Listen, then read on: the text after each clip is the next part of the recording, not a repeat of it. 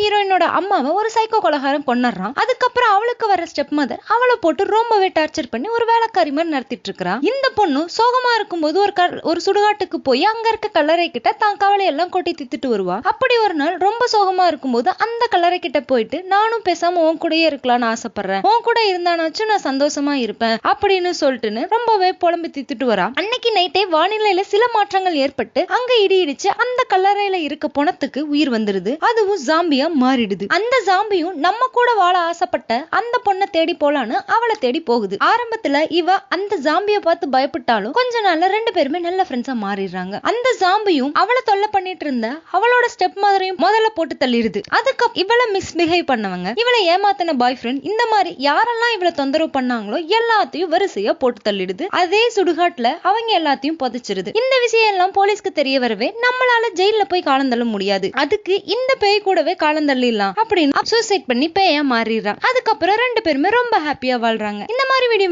நம்ம சேனலை மறக்காம சப்ஸ்கிரைப் பண்ணிக்கோங்க.